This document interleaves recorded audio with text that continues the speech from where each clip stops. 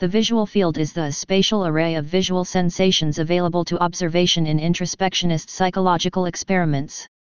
The equivalent concept for optical instruments and sensors is the field of view, FOV. In optometry, ophthalmology, and neurology, a visual field test is used to determine whether the visual field is affected by diseases that cause local scotoma or a more extensive loss of vision or a reduction in sensitivity, increase in threshold. Normal limits. The normal, monocular, human visual field extends to approximately 60 degrees nasally, toward the nose, or inward, from the vertical meridian in each eye, to 107 degrees temporally, away from the nose, or outwards, from the vertical meridian, and approximately 70 degrees above and 80 below the horizontal meridian. The binocular visual field is the superimposition of the two monocular fields.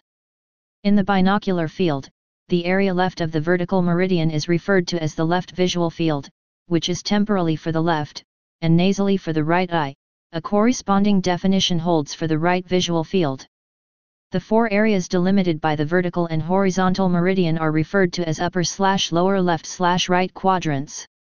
In the United Kingdom, the minimum field requirement for driving is 60 degrees either side of the vertical meridian, and 20 degrees above and below horizontal. The macula corresponds to the central 17 degrees diameter of the visual field, the fovea to the central 5.2 degrees, and the foveola to 1.2 degrees diameter.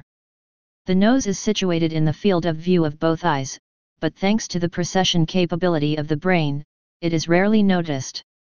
Measuring the visual field. The visual field is measured by perimetry.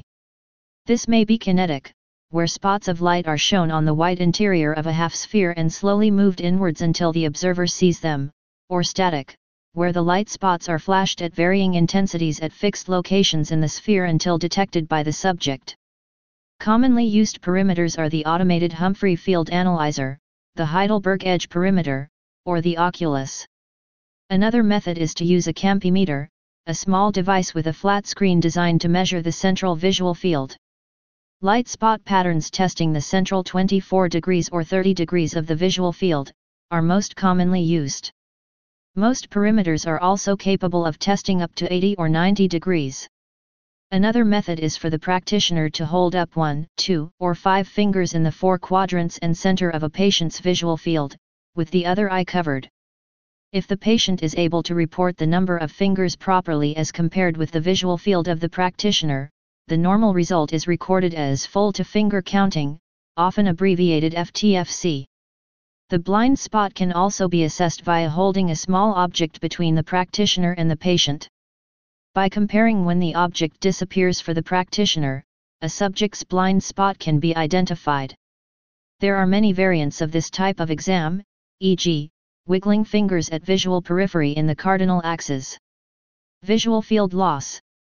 Visual field loss may occur due to disease or disorders of the eye, optic nerve, or brain. Classically, there are 4 types of visual field defects.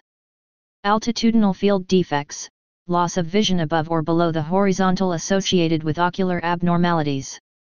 Bitemporal hemianopia, loss of vision at the sides, see below. Central scotoma, loss of central vision. Homonymous hemianopia, loss at one side of the visual field for both eyes, defect located behind optic chiasm, see below. Different neurological difficulties cause characteristic forms of visual disturbances, including hemianopsias, shown below without macular sparing, quadrantanopsia, and others. Please subscribe and thanks for watching.